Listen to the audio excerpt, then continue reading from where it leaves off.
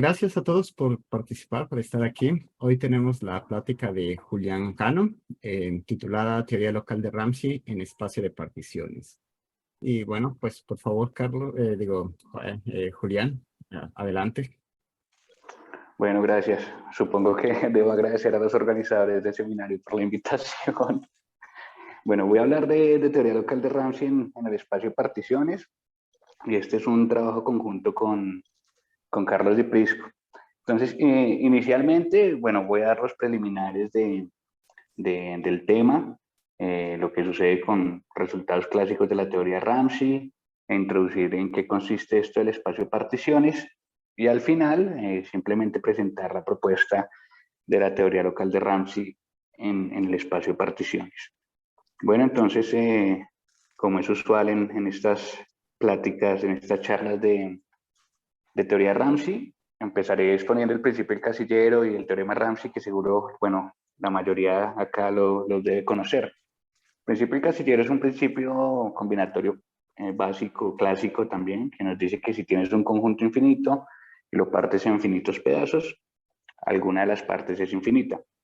Y el teorema Ramsey lo que nos dice, bueno, es una generalización del principio del casillero, que lo que nos dice es que para cualquier par de números naturales no nulos n y k, se cumple la relación flecha Lep0 nk. ¿Qué significa eso? Voy a rayar acá un poquito para señalar lo que voy diciendo.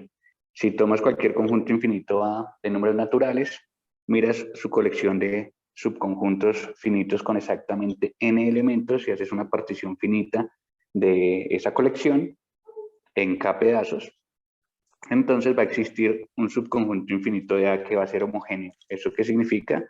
Que todos sus subconjuntos infinitos con exactamente n elementos están contenidos en una de las partes. Eso nos dice el teorema Ramsey. Y bueno, el teorema que voy a exponer luego, que tiene que ver con, que es el teorema de Lentuc, tiene que ver con la pregunta de si podemos cambiar este número natural n por omega y saber si existe un subconjunto homogéneo para particiones finitas de los subconjuntos infinitos de un conjunto infinito A. Esto es, si existe un subconjunto H de A infinito tal que todos sus subconjuntos infinitos estén en la misma parte. Esa pregunta es lo que motiva el teorema de Lentuc, saber si esto es posible o no es posible, y si no es posible, poder clasificar los casos en los que, bueno, si no es posible en general, poder clasificar los casos en los que sí se puede hacer. Bueno, algo de notación son los preliminares para introducir el teorema de Lentuc. Si tienes un conjunto finito S de números naturales y un conjunto infinito A de números naturales, corcheticos S van a ser todos los subconjuntos infinitos B de naturales que tienen a S como segmento inicial. Esto es, si tomas B y lo enumeras en su forma creciente, este va a ser tu E, y tomas S y lo enumeras en su forma creciente, los primeros elementos de B coinciden exactamente con S. Y S corcheticos, S, A en corchetes van a ser simplemente todos los subconjuntos B que tienen a S como segmento inicial, pero que sus demás elementos están contenidos en A. Esa va a ser, bueno, la notación. Y los conjuntos de la primera forma, estos de acá, van a generar una base para una topología polaca sobre los subconjuntos infinitos de números naturales, que la vamos a llamar la topología metrizable. De hecho, este espacio resulta ser homeomorfo al espacio de sucesiones de números naturales con la topología producto. Y los conjunticos de la segunda forma van a generar también una topología sobre los subconjuntos infinitos de números naturales. Estos conjuntos forman una base no numerable para una topología que no va a ser metrizable y que vamos a llamar la topología de Lentuc. Y observar que la topología de Lentuc es más fina que la topología metrizable, y de hecho es mucho más fina en el sentido de que existen abiertos en la topología de Lentuc que no son borelianos en la topología metrizable. Bueno. Y con esta notación de conjunto abierto en la topología de Lentuc podemos introducir la noción de conjunto Ramsey. Entonces, ¿qué va a ser un conjunto Ramsey? Si lo señalo en el dibujo es un poco más claro. Fijamos un conjunto, una colección de subconjuntos infinitos de naturales, y ese conjunto, esa colección, va a partir del espacio en dos. Si el conjunto es A, lo parte en A y en el complemento de A. como se ve en el dibujo, tenemos el espacio, tenemos A y A complemento, hacemos una partición del espacio en dos. Y vamos a decir que este conjunto A es Ramsey, si para cualquier abierto LENTUC de la forma S, C, que está pintado en azul, existe un subabierto LENTUC S, B, acá es importante notar que la primera componente es la misma, tal que o bien S, B está completamente contenido en A, o bien S, B es disjunto de A. Entonces, si cumple esa propiedad el conjunto A, decimos que es Ramsey. Y siempre que suceda la segunda opción, esto es, siempre que podamos encontrar el subabierto disjunto de A, decimos que el conjunto A es Ramsey nulo. En este contexto combinatorio, la noción de ser Ramsey es como la noción de ser grande, y la noción de ser Ramsey nulo va a ser como la noción de ser pequeño, en algún sentido combinatorio. Bueno, y Erdős y Rado probaron que existen conjuntos que no son Ramsey. De hecho, no se va a cumplir esta relación de partición. Sin embargo, sí se pueden clasificar los conjuntos que son Ramsey desde un punto de vista topológico. Y eso lo terminó de hacer LENTUC en su célebre teorema, que nos dice lo siguiente. Si consideramos nuestro espacio dotado de la topología de LENTUC, entonces se van a cumplir las siguientes cosas. Para cualquier conjunto A, familia de subconjuntos infinitos de naturales, las siguientes afirmaciones son equivalentes. Que el conjunto A sea Ramsey nulo va a ser equivalente a que sea nunca denso en la topología de LENTUC y va a ser equivalente a que sea magro en la topología de LENTUC. O sea, la noción de ser pequeño topológicamente, como lo es el ser magro, va a coincidir con la noción de ser pequeño combinatoria, desde el punto de vista combinatorio con la noción de Ramsey nulo. Similarmente, si fijamos un conjunto, un conjunto A en el espacio, las siguientes afirmaciones son equivalentes. Que A sea Ramsey va a ser equivalente a que A tenga la propiedad abstracta de ver y va a ser equivalente a que A tenga la propiedad de ver. Entonces se puede caracterizar esta propiedad de Ramsey topológicamente a través de la propiedad de ver en la topología de LENTUC. Y en el contexto de las particiones tenemos lo siguiente. Si tomamos una partición de los subconjuntos infinitos de los naturales, infinitos pedazos, una partición finita, con la restricción de que cada pedacito tenga la propiedad de ver en la topología de LENTUC, entonces esa partición tiene un homogéneo. Esto es, existe un subconjunto infinitos naturales tal que todos sus subconjuntos infinitos están contenidos en una de las partes. Entonces el teorema de LENTUC se puede pensar como la versión infinitodimensional del teorema Ramsey restringida a particiones vermedibles en la topología de LENTUC. Bueno, y para probar este teorema, porque la prueba del teorema de LENTUC no es para nada sencilla, se requiere utilizar una técnica que utilizaron primero Nash Williams, Galvin y Prikry. LENTUC también la usó. Todorcevich fue el que le puso este nombre, noción de forcing combinatorio. Y la idea de esta noción de forcing combinatorio es poder forzar la construcción recursiva de un conjunto infinito de números naturales, tal que este conjunto cuya construcción es forzada resulte ser homogéneo con respecto a una partición boreliana o vermedible de los subconjuntos infinitos de los números naturales. Sin embargo, bueno, podríamos leer la noción de forcing combinatorio realmente, bueno, está la técnica, pero pues no la vamos a aplicar porque el tiempo no alcanza. Si fijamos una familia de subconjuntos finitos de naturales, dados un conjunto finito S y un conjunto infinito A, decimos que A acepta S o que A fuerza S si todo elemento del abierto S, A tiene un segmento inicial en la familia F. Decimos que A rechaza S si ningún elemento del abierto S, A acepta S, y la noción de decidir A decide S significa que A acepta o rechaza S. Bueno, pero esta es la técnica que se usa para probar el teorema de LENTUC originalmente. Sin embargo, Maté en el 2000 introduce un lema muy técnico que quizás no valga la pena discutir ahora o leerlo, pero la idea del lema, ¿cuál es? Es un lema muy técnico que va a deducir el teorema de LENTUC como corolario inmediato. Y en su demostración, él no utiliza explícitamente la noción de forcing combinatorio, y la demostración de Maté, a pesar de que es un poco extensa, es relativamente más corta que la prueba original. Bueno, ahora déjenme volver un momento al teorema de LENTUC. Fíjense que nosotros tenemos este resultado con respecto a particiones. Entonces nos dicen si tenemos una partición en conjuntos ver-medibles en la topología del ENTUC, hay homogéneos. Sin embargo, muchas veces uno quiere saber si podemos encontrar conjuntos homogéneos con una propiedad específica, ¿no? Que satisfagan una propiedad específica. Queremos saber si existe un homogéneo que satisfaga una propiedad P, por ejemplo. Naturalmente, esa propiedad P por extensión induce un conjunto H. Bueno, no debí llamarlo H para no confundir. En conjunto, ¿cómo se llamo? De subconjuntos infinitos de números naturales, tales que A satisface P. La propiedad P.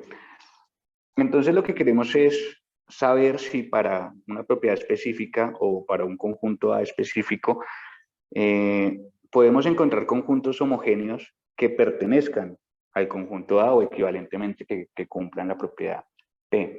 Entonces es menester para solucionar este problema pensar en versiones localizadas del teorema del ENTUC, localizadas a una familia A, y saber qué condiciones deben satisfacer la familia A para que podamos encontrar conjuntos homogéneos dentro de esa familia. Algo similar puedes hacer con el teorema Ramsey, por supuesto. Bueno, ese es el problema que va a motivar o que motivó la teoría local de Ramsey. Y bueno, necesitamos entonces introducir el concepto de coideal y vamos a localizar en coideales. ¿Qué es un coideal? Bueno, un coideal simplemente es una familia de subconjuntos infinitos naturales que satisface las siguientes condiciones: que los naturales están en la familia, que la familia es cerrada para supraconjuntos, esto es, si tienes un conjunto A en la familia y un subconjunto y un conjunto B que contiene A, entonces B también está en la familia, y que satisface esta propiedad, que si la unión de dos conjuntos está en el coideal, entonces alguno de ellos también debe estar en el coideal. Ser coideal es simplemente, o un coideal se caracteriza porque su complemento es un ideal que contiene a los conjuntos finitos. Y estamos interesados en las siguientes propiedades combinatorias sobre coideales. Bueno, la primera es la noción de coideal Ramsey, que fue introducida por Wood, bueno, aunque Wood lo hizo para ultrafiltros, pero hizo un estudio muy extenso de ultrafiltros que satisfacen estas cosas. Por supuesto, todo ultrafiltro no principal es un coideal. Y un coideal va a ser Ramsey si localiza conjuntos homogéneos del teorema Ramsey.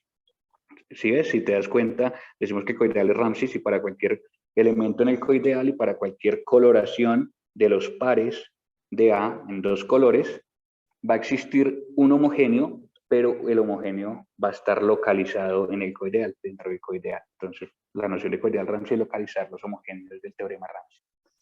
También tenemos la noción de coideal semiselectivo, introducida por Farah. Un coideal va a ser semiselectivo si satisface la siguiente propiedad. Fíjate, tienes un coideal va a ser semiselectivo si para cualquier conjunto A en el coideal y para cualquier sucesión de abiertos densos en el coideal, abiertos densos en la topología de los conos, va a existir una diagonalización de los abiertos densos localizada en el coideal. Esto quizás sea mejor explicarlo en un dibujo. Déjame hago el dibujo acá. Tienes por acá tu coideal H. Y entonces tienes una familia de abiertos densos dentro del coideal. Entonces acá tienes el de 0, el de 1, etc. Entonces vamos a decir que el coideal es semiselectivo si para cualquier objeto en el coideal existe por aquí un conjunto de infinito en el coideal que diagonaliza esta sucesión de abiertos densos. Lo que significa es que si tú tomas cualquier elemento o número natural m de infinito, ubicas el elemento de infinito después de m, esto es, todos los elementos de infinito que son mayores a m, él va a estar localizado por acá, y la localización es precisamente en el mésimo abierto denso de nuestra sucesión. Y si esto se cumple para todo m, entonces, bueno, esa es la propiedad de la semiselectividad que aparece allí. Y Matthias introdujo esta noción de coideal selectivo, bueno, aunque anteriormente había sido también estudiada para ultrafiltros, pero Matthias ha un tratado muy extenso sobre el tema. También le llama happy families a estas familias. Decimos que un coideal es selectivo si cualquier sucesión decreciente del coideal tiene una diagonalización en el coideal. Quizás también con un dibujo sea preciso explicar un poco esto. Tienes tú, todo esto está en el coideal.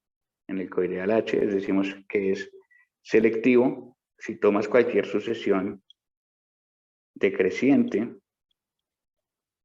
Bueno, voy a dejar uno más grande. Tomas una sucesión decreciente, cada uno de estos conjuntos A0 o A1 dentro del coideal va a existir un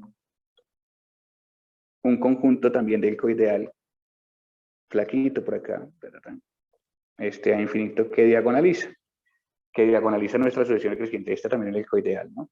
Y que diagonalice significa que A infinito después de M, o sea, todos los elementos de infinito que son mayores que M,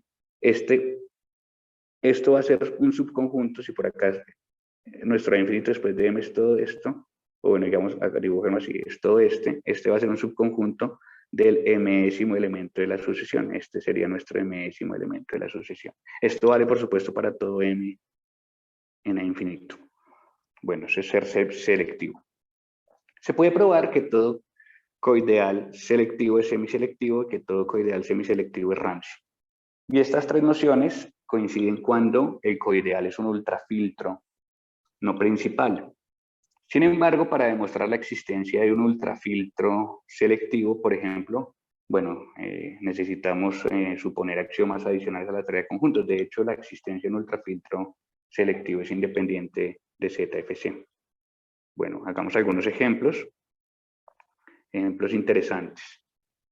Un ejemplo de un ideal selectivo propuesto por Matthias es el ideal generado por cualquier familia infinita casi disjunta. Tú fijas una familia infinita casi disjunto significa que cualquier par de elementos diferentes de la familia tienen intersección finita.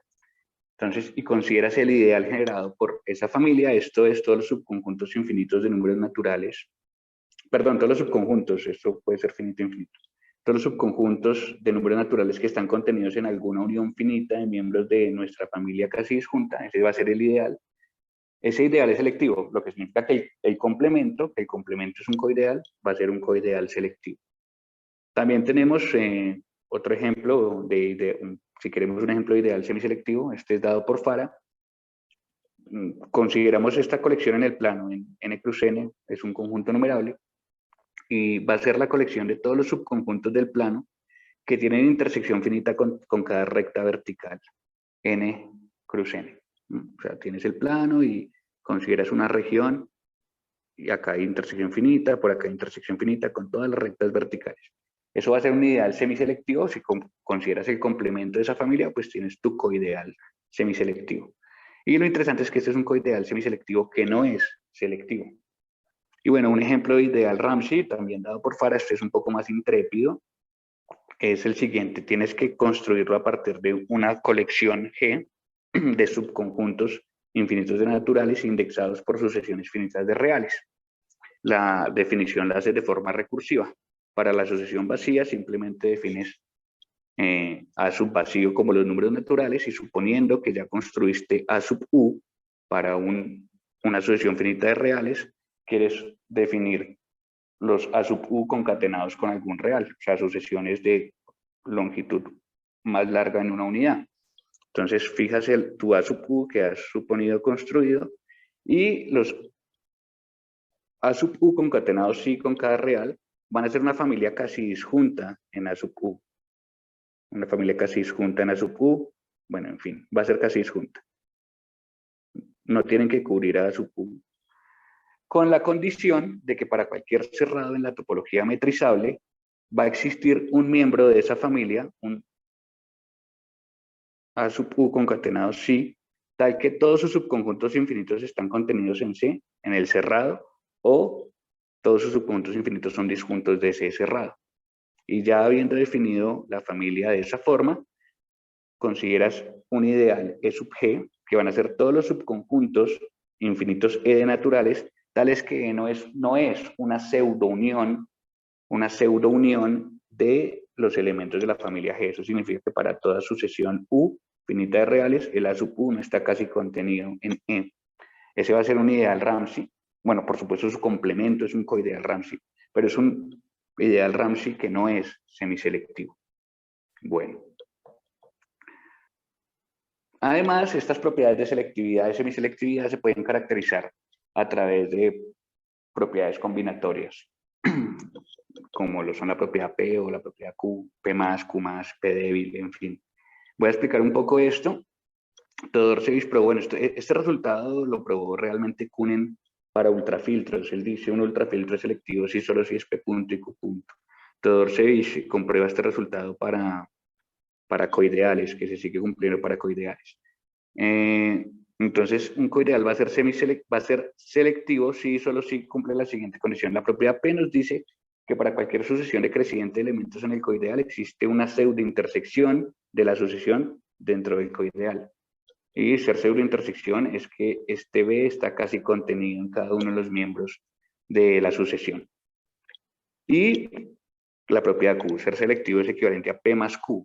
Y la propiedad Q lo que nos dice es que si tomas cualquier elemento del coideal, digamos A, y haces una partición en infinitos pedazos, bueno, en infinitos pedazos, perdón, en infinitos pedazos, cada uno de ellos finito, o sea, cada bloquecito es finito, puedes encontrar un selector localizado en el coideal. Esto es un conjunto infinito de naturales, bueno, un subconjunto de A que está localizado que está en el coideal, tal que intersecta cada bloquecito en algo más un elemento. En este lo corta en uno, quizás en el siguiente no, por acá, por acá, por acá, por acá. Y ese va a estar localizado en el coideal.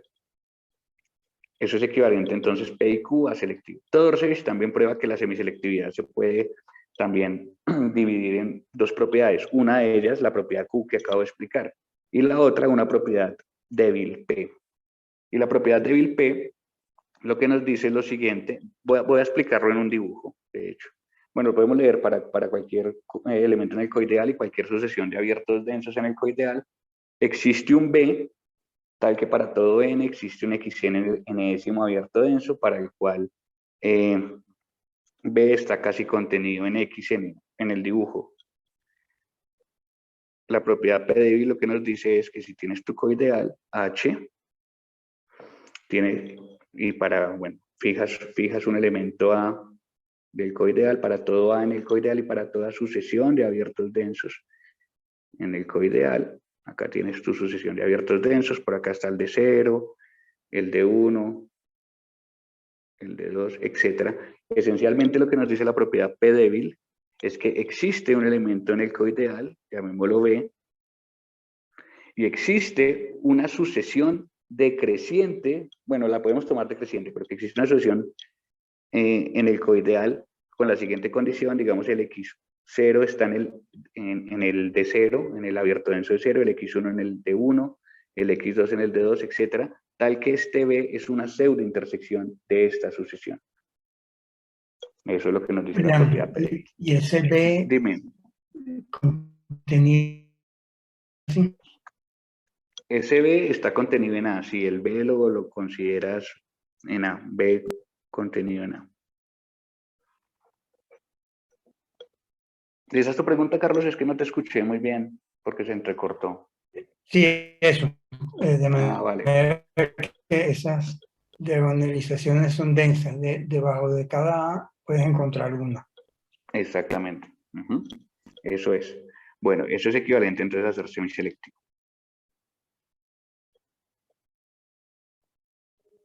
Y fijando un coideal podemos entonces construir la noción de conjunto H-Ramsey. Y la noción de conjunto H-Ramsey la voy a explicar en el dibujo. Fíjate que ahora tienes una familia, bueno, esto vale para cualquier familia, nos interesan familias que son coideales. Tienes tu espacio y en verde está señalada la familia H que vas a fijar. Y entonces vamos a hablar de la noción de conjunto Ramsey localizada en esa familia H. Vamos a decir que un conjunto A, recuerda que sea aparte el espacio en dos, en A y en su complemento, acá está A. Entonces vamos a decir que este conjunto A es H-Ramsey si para cualquier abierto del entuc S, C con la condición de que el C esté en el coideal, va a existir un subabierto S, B, es importante que la primera componente sea la misma, S en ambos abiertos, entonces va a existir un subabierto S, B con B en el coideal, con B en el coideal, tal que o bien S, B está contenido en A o bien es disjunto de A. Y cuando el segundo caso ocurre, decimos que el conjunto A es H-Ramsey nulo. Entonces tenemos nuestra noción de conjunto H-Ramsey localizada en un coideal. Y también vamos a tener nuestra noción de conjunto H-Ver. Acá vale la pena hacer una aclaración, y es que si nosotros fijamos una familia que vamos a llamar exponencial del espacio del Entug, si consideramos todos los abiertos, de la familia H, fijas una familia H, estamos interesados en coideales. Si consideramos todos los abiertos del Entug tales que la segunda componente siempre está localizada en el coideal, esto no es una base para una topología. Entonces tienes que abstraer la noción de propiedad de ver, a pesar de que esto no sea una base para una topología. Y esa abstracción va a ser la noción de conjunto H-Ver que voy a explicar. Y es simplemente un conjunto A, es H-Ver, ya sabes, el A parte el conjunto en dos. Si para cualquier abierto S, C, donde este C está localizado en la familia, existe cualquier subabierto, acá ya hay libertad de escoger la primera componente. Existe un subabierto con su segunda componente en la familia, tal que o bien está contenido en A o bien él es disjunto de A. Si te das cuenta, está la propiedad de ver para el espacio del Entug, pero restringiendo nuestros abiertos a esta familia. ¿De acuerdo? Y lo que prueba Fara en el 98 es una versión del teorema del Entug localizada para coideales, y es menester tener la propiedad de ser semiselectivo. Matthias lo probó primero, probó este mismo teorema para selectivos, y Fara lo relajó para una propiedad más débil, que es la noción de semiselectivo.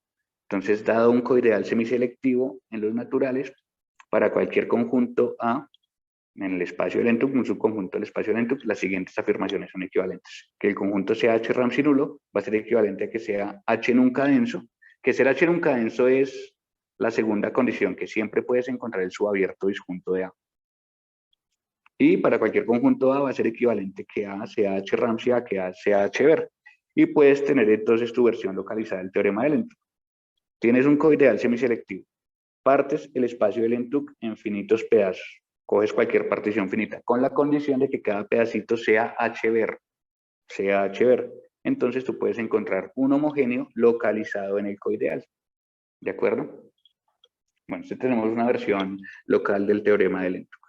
De hecho, Todorcevich y Fara, esto también lo hizo Fara, solo que Todorcevich lo hace con más finura, prueban que la propiedad de semiselectividad es indispensable para poder tener un teorema del Entug. ¿Por qué? Porque si tú tienes un coideal que no es semiselectivo, entonces o bien él no satisface la propiedad P débil, o bien él no satisface la propiedad Q.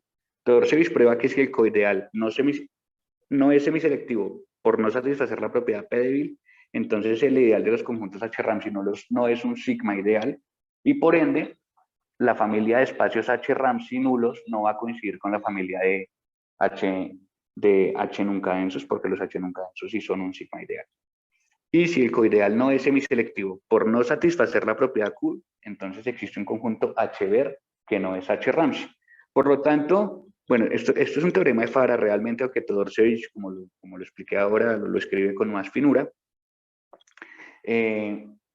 Demuestra lo siguiente, que para cualquier coideal H, las siguientes afirmaciones son equivalentes. Ser semiselectivo es equivalente a tener el teorema local del Entug para el coideal H. Esto es, que los ideales de los conjuntos H-Ramsey nulos y H nunca densos coincidan y que sean sigma ideales, y que las álgebras de los conjuntos H-Ramsey y H-Ver coincidan, y además de ello que sean cerradas bajo la operación de Sully. Entonces, un coideal semiselectivo sí, solo si tienes una versión localizada del teorema del Entug. Bueno, muy bien. Y para demostrar esto, para demostrar este teorema, el teorema de Fara, bueno, el teorema local del Entug de Fara y de Todorcevich, es indispensable también tener una versión localizada del forcing combinatorio. Esto es localizar el forcing combinatorio en un coideal dado y utilizar la semiselectividad del coideal para demostrar sus respectivas propiedades y concluir con un teorema de ese estilo. Sin embargo, pues la pregunta natural es si podemos dar una demostración del teorema local de Entug sin necesidad de utilizar el forcing combinatorio. Bueno, yo demostré lo siguiente, eso está en mi tesis de maestría, yo demostré la versión del lema local de Mate. Y de hecho, tener una versión local del lema de Mate va a ser equivalente a que el coideal sea semiselectivo. Entonces, uno de los resultados que les quiero mostrar es que, dado cualquier coideal HNN, las siguientes afirmaciones son equivalentes. Que el coideal sea semiselectivo y una versión local va a ser equivalente a tener una versión local del lema de Mate que expuse anteriormente. Del lema de Mate. Y tener una versión local del lema de Mate es simplemente todos los conjuntos infinitos que aparecen en el lema, localizarlos en el coideal. A en el coideal, entonces bla, bla, bla, en fin. B en el coideal, C en el coideal, D en el coideal. Sí, tengo una versión local del lema de Mate. No quiero entrar en detalles de lo que dice el lema de Mate porque es muy técnico.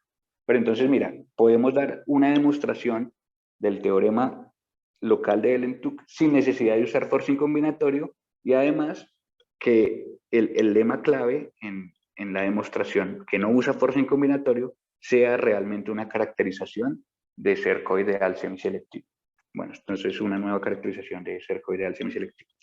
Ahora bien, déjenme hacer un paréntesis acá y comentarles que existen espacios topológicos o bueno, contextos combinatorios que resultan ser espacios topológicos. Contextos combinatorios donde el fenómeno del teorema de Ellen-Tuck ocurre, donde la propiedad de Ramsey resulta ser equivalente a la propiedad de Ver. Uno de esos casos donde ocurre este fenómeno, hay muchos, pero uno de esos casos en particular es el espacio de particiones infinitas. Este es un espacio donde vamos a tener una noción de propiedad de Ramsey, donde vamos a tener una topología similar a la topología de Ellen-Tuck, en la cual podemos estudiar la propiedad de Ver, y donde la propiedad de Ramsey en este contexto resulta ser equivalente a la propiedad de Ver. Este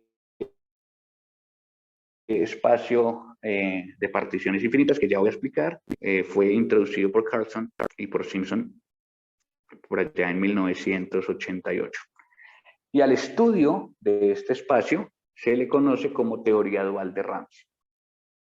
Así se conoce el estudio o la teoría de Ramsey sobre este espacio. Entonces voy a explicar el espacio. El espacio de particiones infinitas de naturales vamos a considerarlo como una estructura que va a corresponder a un conjunto de objetos, una relación de orden sobre el conjunto y una función R que lo que nos va a permitir es identificar cada objeto del espacio con una sucesión de aproximaciones. Bueno, vamos en detalle. ¿Quién es E infinito? E infinito va a ser simplemente la colección de todas las particiones de N que tienen infinitas clases de equivalencia o cuyos cocientes son infinitos. Ese va a ser nuestro espacio. Y la relación de orden sobre el espacio es la siguiente. Si tienes dos particiones infinitas, o sea, con infinitas clases de equivalencia a los naturales, vamos a decir que E está por debajo de F si E es más gruesa que F. ¿Qué significa eso? Que cada clase de equivalencia de E, tú la puedes ver como uniones de clases de equivalencia de F. Déjame hacer un dibujo para explicar esto un poco mejor. Vamos a considerar una partición de los naturales en infinitas clases de equivalencia. Voy a pintar las clases de equivalencia así. Esta es mi primera clase. Espérame. Voy a hacerlo aquí. Esta es mi primera clase, mi segunda clase, mi tercera clase. Son disjuntas, ¿no? Y bueno, y al final cubren, no tienen que ser infinitas, puede ser una finita, etc. Al final cubren a N. Esta va a ser mi partición F. A mí me gustaría construirme una partición E tal que esté por debajo de esta partición F. Entonces lo que hacemos es amalgamar clases. Por ejemplo, cogemos esta clasecita y la unimos con esta clasecita y también con esta clasecita, por ejemplo. Entonces, al unirlas, formamos una primera clase de equivalencia. Después podemos tomar, ese azul no, el verde. Esta clase de equivalencia, por ejemplo, que no la hemos usado, la unimos con esta clase de equivalencia que no se ha usado, por ejemplo, con esta también, y formamos una segunda clase. Y así continuamos uniendo clases de equivalencia. Déjame cambiar de color. Por ejemplo, esta clase de equivalencia, si quieres, la puedes dejar solita. Esta clase de equivalencia la unes por allá con unas más arriba y consideras más clases de equivalencia y al final cubres todo N. Lo importante es que sean infinitas clases. Eso significa que E sea más gruesa que F, porque cada clase de E la has construido a partir de F uniendo clases de equivalencia. Esa es la relación, y va a ser una relación de orden muy especial, de hecho. Va a ser una relación de orden muy especial. Bueno, fíjate, dada una partición infinita de los naturales, vamos a anotar por P sub E al conjunto de los elementos mínimos de cada clase de equivalencia. Voy a explicar esto también con el dibujo.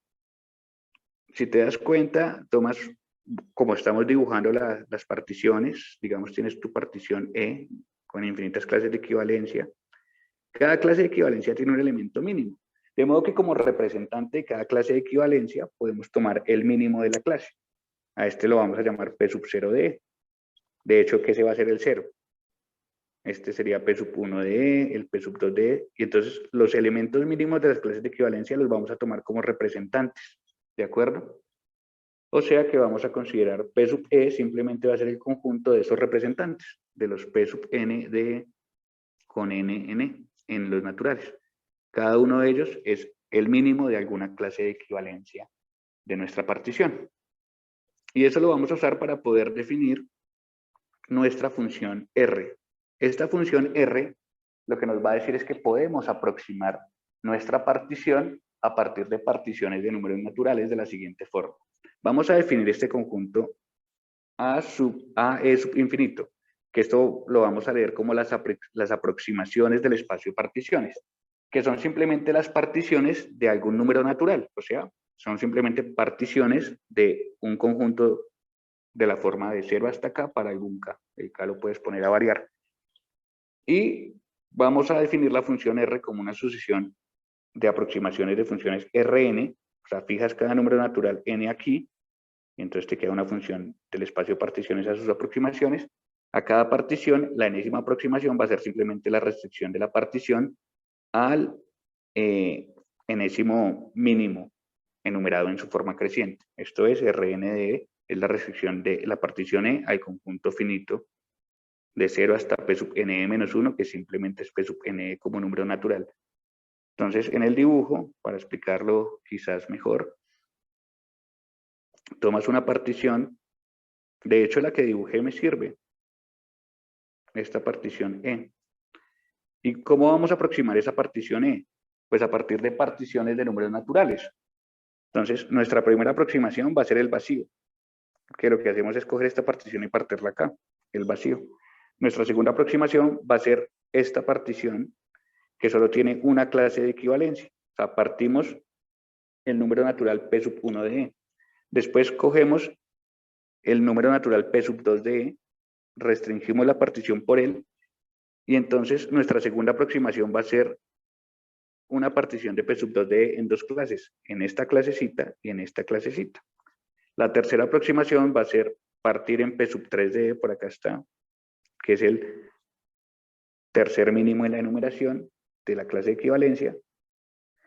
Partimos ese número natural y ese número natural va a estar partido en tres clasecitas de equivalencia. La primera es esta que estoy señalando en negro, la segunda y la tercera. Y así sucesivamente. Entonces la partición completa la puedes aproximar a partir de particiones de números naturales, donde esos números naturales son precisamente los representantes minimales, o bueno, los mínimos de las clases de equivalencia de tu partición E. Bueno, espero haya sido claro. ¿Sí es claro, cierto? Bueno, espero que sí. Ok. Y implícitamente vamos a considerar una relación de orden que vamos a llamar menor o igual fin sobre el conjunto de aproximaciones del espacio, que es simplemente la misma noción de ser más grueso o no. Tienes dos particiones de algún natural, A y B, vamos a decir que A es menor fin que B, si tienen el mismo dominio, esto es, si son particiones del mismo número natural. Si tienen el mismo dominio y si A es más gruesa que B, o sea, si cada clase de equivalencia de A es unión de clases de equivalencia de B. Bueno, con esta notación introducida podemos entonces definir lo análogo a la topología metrizable y topología de Lentuck en el espacio de particiones. Entonces, los conjuntos de esta forma van a formar una base para una topología metrizable sobre el espacio de particiones. Dada una partición de algún natural, entonces vamos a decir que corchetes A, siendo A esa partición, van a ser todas las particiones en infinitas clases de equivalencia a los naturales, tales que alguna restricción de esa partición va a coincidir con A. ¿Sí? Esto es, de hecho voy a hacer el dibujito acá. Tienes una partición E tal que alguna restricción, digamos, esta restricción, que sería esta partición, va a ser precisamente, va a coincidir precisamente con la partición A del natural, pues dado por R por P sub N de E. Y asimismo podemos considerar conjuntos de esta forma. Entonces, dada una partición de algún natural y una partición infinita de los naturales, A, F van a ser todas las particiones infinitas de naturales, tales que son más gruesas que F, o sea que se puede conseguir, cada clase de E es unión de clases de equivalencia de F, y además que la restricción o que alguna restricción de la partición E coincida con A. ¿Vale? Y entonces estos conjuntos van a formar una base para una topología que va a ser la topología del ENTUC y que por supuesto esta topología va a ser más fina que la topología metrizable. Y por último vamos a considerar una relación de preorden que va a emular el comportamiento de la casi contenencia de los números naturales, que va a ser la relación de ser casi más grueso. Entonces se define como sigue esta relación en el espacio de particiones. Dadas dos particiones, A es casi más grueso que B. Si existe una modificación finita A estrella de A, tal que A estrella esté por debajo de B. ¿Qué es eso de modificación finita? Es que tú puedes conseguir A estrellita a partir de A uniendo a lo sumo finitas clases de equivalencia. Solo unas finitas clases de equivalencia. Con Carlos esta noción la introdujo Halbeisen y Maté. Y con Carlos de Prisco comprobamos que esta notación o esta definición de la casi, o ser casi más grueso en el espacio de particiones coincide con la que voy a presentar. Es equivalente a decir que A es casi más grueso que B si existe una aproximación A tal que el abierto del ENTUC A, es no vacío y está contenido en el abierto del ENTUC A, B. Estas dos nociones son la misma. Bueno. Y la relación de orden de ser más grueso en el espacio de particiones es muy particular, porque ese orden va a inducir un retículo. Vamos a considerar ahora este espacio, E sub menor igual infinito, que van a ser simplemente todas las particiones de los naturales, ya sea en infinitas clases o en infinitas clases. Este E sub K va a denotar las particiones de los naturales con exactamente K clases de equivalencia. Bueno, en ese espacio consideramos naturalmente la relación de orden de ser más grueso, se puede extender a ese espacio y va a inducir una estructura de retículo. Va a inducir dos operaciones, como una unión cuadrada y una intersección cuadrada. Entonces, el espacio de todas las particiones de omega, con el orden de ser casi más grueso, va a ser un retículo acotado, cuyo máximo va a ser la partición dada por, o sea, tenemos nuestro retículo, este va a ser el de todas las particiones, cuyo máximo es acotado, el máximo va a ser la partición dada por los singletons, en omega, los singletons, el mínimo va a ser simplemente la clase con una única clase de equivalencia, o sea, esta partición, y ese retículo además es completo, es complementado, es casi un álgebra de Boole, solo que no es distributivo, pero es casi un álgebra de Boole, no es distributivo. Y resulta ser importante el retículo de las particiones porque, por ejemplo, Helbeisen y Maté, principalmente, también otras personas, pero principalmente ellos, estudian el retículo de particiones y allí, por ejemplo, pueden introducir la noción de filtro, de ultrafiltro en el espacio de particiones y hacer un análisis de toda una teoría de conjuntos sobre filtros en el espacio de particiones trabajando con este retículo. Asimismo, pueden introducir muchas nociones combinatorias con este retículo parecidas a las de omega, estudiar invariantes cardinales, estudiar familias, noción de familia casi disjunta allí, etc. El trabajo de Halbeisen y Maté en el espacio de particiones es muy bonito y parte de ese trabajo está basado en el hecho de que este orden es un retículo. Bueno, ¿cuál es la noción entonces de conjunto Ramsey en el espacio de particiones? La noción es muy natural, porque ya tenemos abiertos el ENTUC en el espacio de particiones. Entonces es la misma noción. CO es una familia de particiones infinitas de números naturales, parte el espacio de particiones en dos, en A y en su complemento. Decimos que ese A tiene la propiedad de Ramsey, si para cualquier abierto tipo Elentuc A, C, existe un subabierto tipo Elentuc en el espacio de particiones A, B, importante que la primera componente sea la misma, tal que ese subabierto o bien está contenido en A o bien es disjunto de A. Y cuando la segunda opción siempre ocurre, decimos entonces que el conjunto es Ramsey nulo. Carlson y Simpson llaman a esta propiedad dual de Ramsey y llaman a este conjunto dual de Ramsey, un poco como para hacer la diferencia. Naturalmente tenemos entonces nuestra noción de conjunto ver. Esta noción que voy a presentar es equivalente a tener la propiedad de ver en la topología del Elentuc del espacio de particiones. Entonces, tienes el espacio, fijas un conjunto A, ese conjunto A de particiones parte el espacio en dos, en A y en su complemento, decimos que ese A tiene la propiedad de ver en la topología del Elentuc, por supuesto, si para cualquier abierto A, C, simplemente va a existir un subabierto. Acá hay libertad en escoger la primera componente, D, B, que está contenido en A o es disjunto de A. Y esto es equivalente a la propiedad de ver en el espacio, en la topología del Elentuc, acá en el espacio de particiones. Bueno, y entonces Carlson y Simpson prueban un teorema que llaman el teorema dual de Elentuc, que es como una versión del teorema de Elentuc para el espacio de particiones. Coges el conjunto, el conjunto de todas las particiones infinitas de los naturales, y haces una partición finita de ese espacio, con la condición de que cada pedacito tenga la propiedad de ver en la topología del Elentuc del espacio de particiones.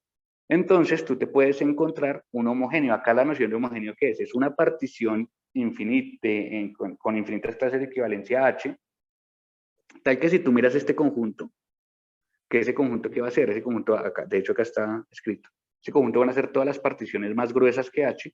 Todas las particiones más gruesas que H están contenidas en una de las partes. Además, ellos también proponen una versión del teorema de Ramsey, una versión dual del teorema de Ramsey en este contexto.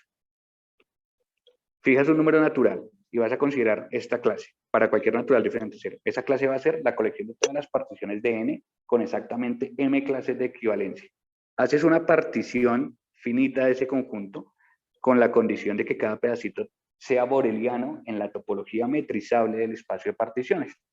Entonces va a existir una partición en infinitas clases de equivalencia de omega, H, tal que este conjuntico va a estar contenido en una de esas partes. ¿Y ese conjuntico qué van a ser? Van a ser todas las particiones más gruesas que H que tienen exactamente m clases de equivalencia. Bueno, entonces ellos deducen una versión del teorema de Elentuc en el espacio de particiones y también una versión del teorema de Ramsey. Carlson y Simpson realmente lo que demostraron con la notación que Todorcevich después introdujo es que la estructura combinatoria del espacio de particiones con su relación de ser más grueso y con su función de aproximaciones es lo que se conoce como un espacio topológico de Ramsey. Lo que significa que la propiedad de Ramsey que hemos descrito aquí en el espacio de particiones resulta ser equivalente a la propiedad de ver en la topología de Elentuc, y la noción de ser Ramsey nulo va a coincidir con la noción de ser nunca denso o magro en la topología de Elentuc. Bueno, pero ese espacio topológico de Ramsey es una cosa complicada, tiene unos axiomas que quizás no valga la pena leer, pero simplemente es como verificar que el espacio de particiones, como lo hemos presentado, satisface una lista de axiomas que propone Todorcevich para poder justificar que la propiedad de Ramsey es equivalente a la propiedad de Ver. También porque se me va a acabar el tiempo, quizás no valga la pena leer esto. Bueno, porque espero ya se haya entendido en qué consiste el espacio de particiones. Solo quiero leer la última propiedad porque esta sí la voy a usar, que es una propiedad muy importante, que es el axioma de homogeneidad. Y el axioma de homogeneidad lo que nos dice es que para cualquier partición de algún número natural y para cualquier partición de los naturales en infinitas clases de equivalencia, esto de que tengan profundidad, bueno, que la profundidad sea finita simplemente es que el abierto A, B sea diferente de vacío. ¿Sí? Entonces coges particiones de ese estilo tal que este abierto sea diferente de vacío. Y si tú coloreas, o bueno, consideras un subconjunto de las aproximaciones de números naturales que tienen una clase de equivalencia más que la clase A, entonces va a existir una partición que es más gruesa que la partición B y que empieza como B según la profundidad de A en B. Entonces, o bien todas las particiones de algún número natural que tienen una clase de equivalencia más que la clase de equivalencia A y que son una restricción de la partición A, están contenidas en O son disjuntas de O. Bueno, este axioma de homogeneidad resulta ser importante y para probarlo Todorcevich da una prueba de este axioma que no es para nada trivial porque él tiene que codificar, tiene que utilizar una versión del teorema de Hell-Stewart, que es un teorema de particiones, un teorema tipo Ramsey en el espacio de palabras variables, y él codifica cada partición de algún número natural de este espacio con palabras. Entonces no es para nada trivial, tiene que utilizar un teorema muy fuerte. Bueno, la pregunta es si para este espacio existe una versión localizada y una teoría local de Ramsey. Y eso es de lo que les quiero hablar un poquito. Con Carlos Di Prisco, bueno, miramos esto de qué sería la teoría local de Ramsey en el espacio de particiones. Entonces lo que vamos a hacer es introducir la noción de coideal en el espacio de particiones, ver si hay una noción de coideal selectivo, de coideal semiselectivo y poder montar una versión del teorema local de Ramsey en el contexto del espacio de particiones. Nosotros introducimos esta noción de coideal en el espacio de particiones. Una familia de particiones va a ser un coideal si satisface lo siguiente. La partición más grandota, o sea, la partición que simplemente son los conjuntos unitarios de los números naturales, está en el coideal. Si ella es cerrada hacia arriba con respecto a la relación ser casi más grueso, esto es, si tienes dos particiones en infinitas clases de equivalencia A y B, si A es casi más grueso que B y A está en el coideal, entonces vamos a pedir que el B esté en el coideal. Y expliqué el axioma de homogeneidad precisamente porque para definir coideal necesitamos una versión localizada del axioma de homogeneidad. Entonces vamos a decir que la tercera condición que vamos a pedir para nuestros coideales en el espacio de particiones es tener una propiedad de homogeneidad local, que es simplemente tener el mismo axioma de homogeneidad, pero restringiendo nuestras particiones a la familia. Entonces ya consideramos una partición dentro de la familia, vamos a considerar, bueno, lo mismo, una partición de algo natural, y cuando partimos este conjunto en dos, en O y en complemento, vamos a poder encontrar una partición B más gruesa que A, pero esa B la vamos a pedir dentro de la familia. Bueno, tal que cumpla esta propiedad tipo Ramsey. Esa es la noción. Y tenemos un ejemplo, bueno, ejemplos de coideales en el espacio de particiones. Por ejemplo, todo el espacio va a ser un coideal en el espacio de particiones, naturalmente. Pero un ejemplo interesante de coideal en el espacio de particiones es el siguiente. Vamos a considerar la familia de todas las particiones infinitas de n que tienen un número infinito de clases finitas. ¿Sí? Un número infinito, o sea, miras, vas a considerar todas las particiones infinitas de los naturales, tal que la mayoría de ellas, esto es infinitas de ellas, son finitas, tienen un número infinito de clases de equivalencia finitas. Y este va a resultar ser un coideal, va a cumplir el axioma de homogeneidad local y bueno, las demás propiedades. Esta es muy sencilla porque pues todas sus clases son finitas. Pero lo interesante de este coideal es que es un coideal propio del espacio de particiones, para el cual existen dos particiones por fuera del coideal, cuyo sub en el retículo de particiones está en el coideal. Esa es la razón por la cual no hemos definido coideal con la estructura de retículo. Porque tenemos un ejemplo de coideal con esta definición que no sería un coideal si utilizáramos la estructura de retículo. Y bueno, para nuestros intereses, entonces necesitamos utilizar la propiedad de homogeneidad local y no la estructura de retículo, porque tú podrías pensar en definir un coideal con estas dos propiedades y anexarle que si A sub B está en el coideal, entonces alguno está. Bueno, pues este ejemplo verifica que no funciona. Ok. Bueno, tenemos entonces nuestras nociones de coideal selectivo y semiselectivo. De hecho, este ejemplo que acabo de explicar es selectivo. Y el espacio completo de particiones, visto como coideal, también es selectivo, con las nociones que vamos a introducir. ¿Cuánto tiempo me queda, Francisco? ¿5 minutos? Pues de hecho ya son las 6, ya está sobre tiempo, pero Sí, pero empezamos tarde. si todos están de acuerdo, si no hay problema, pues Bueno, adelante. déjame yo trato de resumir esto. Vale, gracias. Para no entrar en tantos tecnicismos.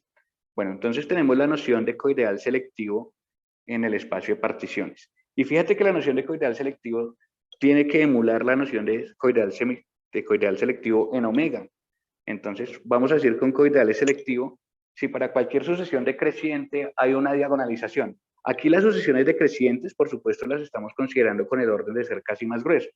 Entonces, vamos a decir que un coideal es selectivo si para cualquier abierto no vacío en el espacio de particiones donde este A está en el coideal, y para cualquier sucesión decreciente dentro del coideal y dentro del abierto decreciente en el orden de ser casi más grueso, va a existir una diagonalización. La noción de diagonalización está dada por lo que dice acá. Sí, existe, bueno, una diagonalización dentro del coideal, ¿no? Entonces va a ser una partición que está en el abierto del entuc A, A y en el coideal, bueno, tal que cumple esto. Que esto realmente es decir que B es casi más grueso que A, pero es casi más grueso de una manera muy particular con esta propiedad. Para no entrar en tanto detalle técnico, eso es lo que se quiere capturar. Asimismo, la noción de coideal semiselectivo tiene que emular lo que sucede en omega. En omega queremos que para cualquier sucesión de abiertos densos exista una diagonalización de esos abiertos densos dentro del coideal. En el espacio de particiones tenemos algo similar. Como capturar esa idea, vamos a decir que un coideal del espacio de particiones es semiselectivo si para cualquier objeto en el coideal y para cualquier familia de abiertos densos dentro del coideal, sin pérdida de generalidad, podemos también suponer que esa familia está dentro de este abierto. Bueno, cada D sub n está en el abierto dado por las primeras, la enésima aproximación de A, A, y va a existir para cualquier familia de ese estilo una diagonalización. Esto es un objeto del coideal que diagonaliza. Y que diagonalice es que diagonalice alguna sucesión de particiones donde el enésimo elemento de la sucesión está en el enésimo denso. Bueno, esa es la idea de querer llevar estas ideas al espacio de particiones. Además de eso, podemos tener las dualizaciones de los teoremas de Todorsich. Y es que un coideal es selectivo en el espacio de particiones y solo si satisface la propiedad P y la propiedad Q. En el espacio de particiones, que es la propiedad P, es tal cual que en omega, solo que cambiamos la casi contenencia por ser casi más grueso, si te das cuenta. Entonces, vamos a decir que un coideal satisface la propiedad P si para cualquier elemento en el coideal y para cualquier sucesión decreciente de particiones decreciente en nuestro orden de ser casi más gruesos dentro del coideal y por debajo de A, existe una pseudointersección con ese orden, con el orden ser casi más grueso. Esto es, existe un B en el coideal, tal que B es casi más grueso que cada uno de los elementos de la sucesión. Y la propiedad P, la propiedad Q, que es bien interesante, es parecida a la propiedad P, es parecida a la propiedad Q en omega, pero lo que vamos a hacer es lo siguiente. ¡Ay, qué pasó! Lo que vamos a hacer es lo siguiente. Tomamos una partición y vamos a mirar sus mínimos. Si la partición es E, miramos sus mínimos, que la colección de sus mínimos es P sub E, y a P sub E le hacemos una partición en infinitos pedacitos. Infinitos pedacitos. Entonces, bueno, este está en el coideal, entonces decimos que el coideal E tiene la propiedad Q si para cualquier partición en el coideal, y para cualquier partición de sus mínimos va a existir una partición, llamémosla F, que está en el coideal, F más gruesa que con la condición de que si tú miras los mínimos de F, ahora los mínimos de F van a intersectar a cada pedacito, yo no debí llamarlo F, bueno, cambiamos las F, pongámosle P, infinitos pedacitos. Si no, mira los no mínimos son de F, infinitos pedacitos, son infinitos pedacitos pedazos finitos. Pero Sí, son infinitos pedazos finitos, cada peso eso cada es. finito. Sí, lo estaba diciendo mal. Toma los mínimos y los partes en infinitos pedazos, cada uno de ellos finitos. Entonces, decimos que el coideal satisface la propiedad Q en el espacio de particiones si existe una partición en el coideal más gruesa que ella, tal que si tú miras ahora la colección de mínimos de esta partición, ellos van a intersectar a cada pedacito finito P sub K en a lo más un elemento. Es similar a la propiedad Q que tenemos en omega. Bueno, y algo parecido vamos a tener con la propiedad P débil. Sí, que acá lo que queremos es, bueno, emular esta propiedad, ¿no? Que si tienes una sucesión decreciente de abiertos densos en el coideal, exista una partición en el coideal y exista una sucesión de particiones, cada enésimo elemento de la sucesión en el enésimo abierto denso, tal que B sea una especie de pseudointersección de la sucesión A sub n, pero pseudointersección con nuestra relación ser casi más grueso. Bueno, entonces tenemos en el espacio de particiones lo siguiente: un coideal es selectivo si solo se satisface la propiedad P y Q, y un coideal es semiselectivo si solo si satisface la propiedad P débil y Q. O sea, dualizamos los teoremas de Todorcevich. Tenemos la noción, se me acabó el tiempo, la noción de conjunto H-Ramsey. Fíjate que es la misma noción que en omega, es trabajar con los abiertos L-en-Tuk. Decimos que A tiene la propiedad H-Ramsey, fijando un coideal H en el espacio de particiones, y para cualquier abierto A, C existe un abierto A, B, o bien contenido en A, o bien disjunto de A. Cuando la segunda condición ocurre, decimos que es H-Ramsey nulo. La propiedad H-ver es tal cual como en los naturales, porque trabajamos con abiertos tipo L-en-Tuk. Entonces decimos que A tiene la propiedad H-ver si para cualquier abierto A, C en el espacio de particiones existe un subabierto D, B, acá hay libertad de escoger la primera componente, tal que el D, B o bien esté contenido en A o bien sea disjunto de A, y por supuesto siempre pidiendo que la segunda componente de los abiertos esté en la familia H, tal cual como en los naturales. Bueno, trabajando con el forcing combinatorio, pero en el espacio de particiones, y la versión local del forcing combinatorio en el espacio de particiones, podemos dar el teorema semiselectivo de L-en-Tuk. Si tienes un coideal semiselectivo en el espacio de particiones, para cualquier conjunto A de particiones, las siguientes afirmaciones son equivalentes. Ser H-Ramsey nulo es equivalente a ser H nunca denso, y también para cualquier conjunto A en el espacio de particiones, ser H-Ramsey va a ser equivalente a ser H-ver, y entonces tenemos este teorema local.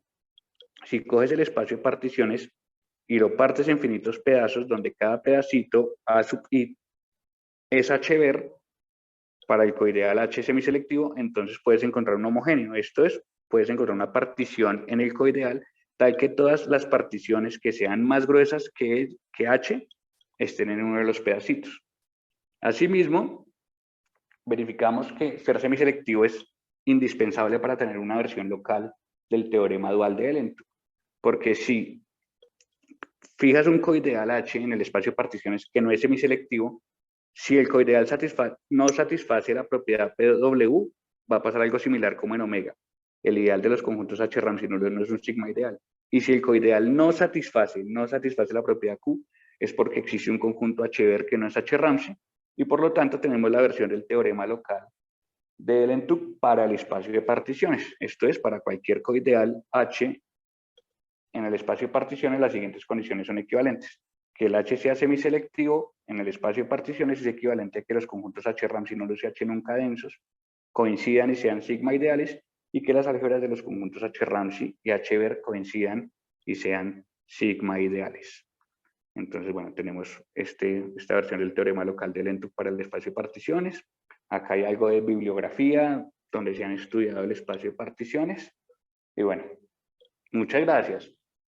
Me pasé 3 minutos, me excusan por eso. Muchísimas gracias, Julián. Vamos a darle un aplauso por su participación en el seminario. Y bueno, aunque estamos un poco sobre tiempo, no puedo irme sin pues empezar la ronda de preguntas. Si alguien quiere preguntar algo. Hay preguntas para nuestro expositor.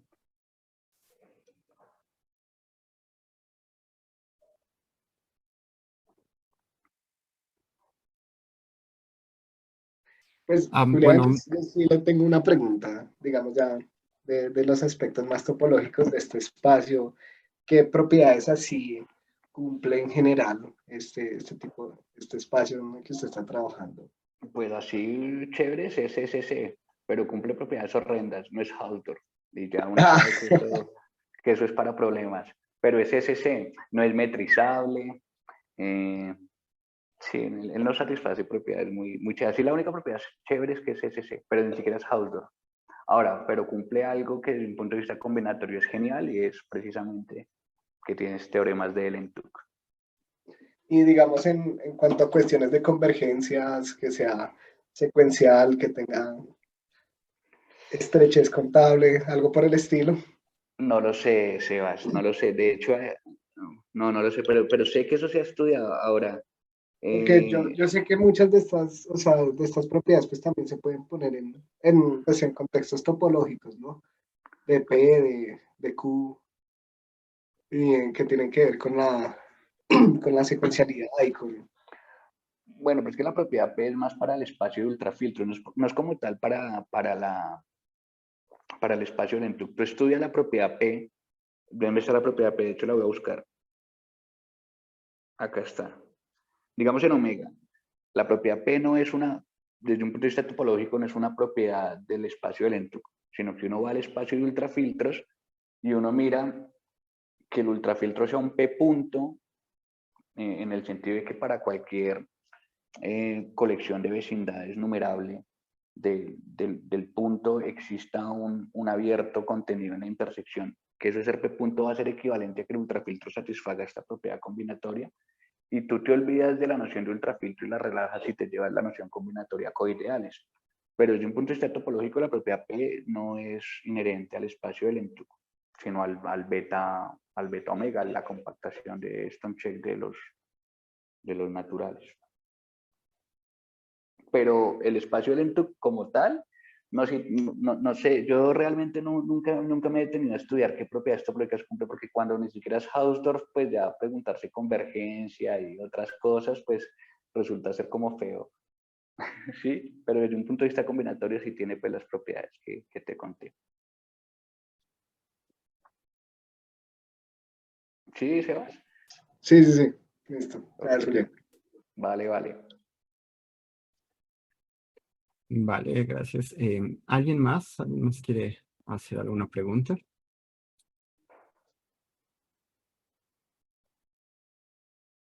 A mí me gustaría preguntarte algo, Julián. Tienes que justamente el retículo en el espacio de particiones pues no te genera un álgebra booleano, ¿no? No, porque no es Mencionaste. distributivo. Porque no es Ajá, distributivo el justamente. retículo. Esa Ajá, es la razón. Y la complementación no es No es única. única. y la O sea, complementación es aquí. De hecho, fíjate, te doy un ejemplo de eso, Francisco. Ah, mira, muy bien. Vamos a ver que el retículo no es distributivo. Vas a coger una partición, la que tú quieras, que tenga infinitas clases de equivalencia. Cada clase infinita. La dibujamos. Cada clase es infinita. Bueno, la dibujas. Esta es tu A. Llamémosla A. Ahora vamos a construir la siguiente partición. La primera clase de equivalencia de esa partición que vamos a escoger va a ser los mínimos. Esta es la primera clasecita, etcétera. ¿Sí? Después miramos los siguientes elementos en cada clase y los metemos en una clase de equivalencia. Después miramos los siguientes elementos de las clases en color negro y los metemos en una clase de equivalencia. Y así sucesivamente vamos a construir una partición B. Resulta que cuando tú miras el supremo de esas dos particiones, es el máximo del retículo. O sea, los conjuntos unitarios. ¿Qué pasó? Los conjuntos unitarios. Y cuando tú miras el ínfimo, simplemente te da el mínimo. O sea, tú podrías decir entonces que B es el complemento de A, pero el complemento no es único, porque el retículo no es distributivo. Espérame, porque tú este proceso lo puedes hacer, pero ahora escogiendo esta misma técnica la puedes hacer, pero escogiendo ahora cualquier otra transversal. Entonces tú coges ahora una transversal como así, eso es una primera clase, después coges una transversal que no se solapen, ¿no?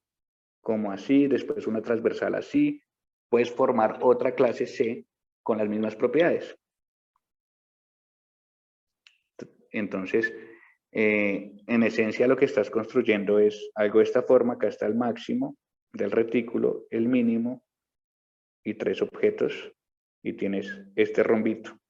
Por el teorema de Birkhoff, cualquier retículo que tenga un subretículo de esta forma es no distributivo, y como es de esta forma, el complemento no es único, porque tú podrías decir que B es complemento de A, pero C también es complemento de A, y todos ellos. Y lo especial es que tú puedes hacer este proceso numerables veces, o sea, realmente tienes un subretículo como de esta forma. ¿Sí?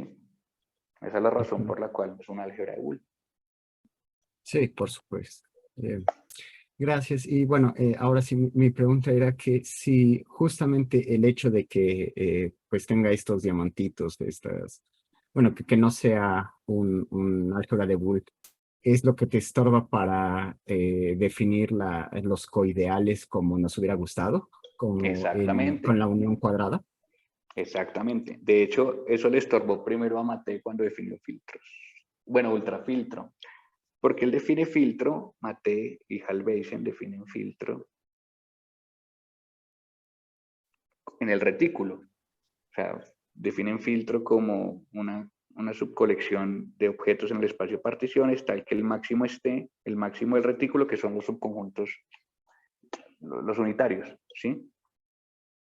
Tal que esté, que sea cerrado hacia arriba, o sea que si A está en F y tienes una partición más fina que A, entonces, y esto, entonces que B está, y que sea cerrado como para intersecciones, o sea que si A y B están, entonces con la intersección cuadrada está. Así define Halbeisen y Maté filtros en el espacio de particiones. Sin embargo, cuando definen ultrafiltro, los definen como filtro maximal. Pero filtro maximal no es equivalente a filtro primo precisamente porque no estás en álgebra de Boole. O sea, ultrafiltro es un filtro maximal, pero esto no es equivalente a que cuando tienes 2 objetos en el filtro, entonces alguno de ellos esté en el filtro. Eso no pasa en el espacio de particiones. Entonces esta propiedad falla. Y lo mismo pasa pues para cuando introducimos la noción de coideal. Y además de ello, bueno, pues presenté un ejemplo que encontramos que satisface la propiedad coideal de nosotros, pero no satisface la noción de coideal si utilizáramos la operación de retículo.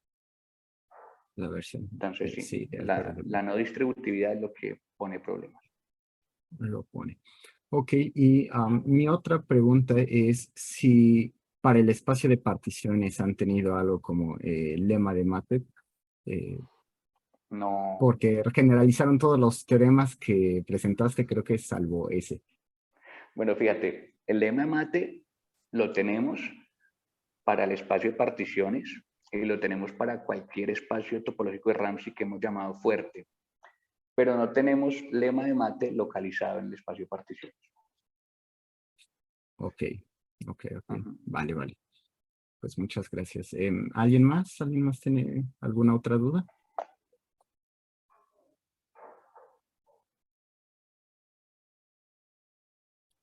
Vale. Pues si no, agradecemos nuevamente a Julián por su charla. Fue todo un gusto haberlo escuchado. Vale, Y pues gracias. entonces nos vemos dentro de 8 días. Tenemos la plática de un estudiante Norberto. mexicano que ya se tuvo que ir, Norberto, pero pues aquí los esperaremos. Ujú. Felicidades, Julián, muchísimas gracias y pues un saludo para todos. Bueno.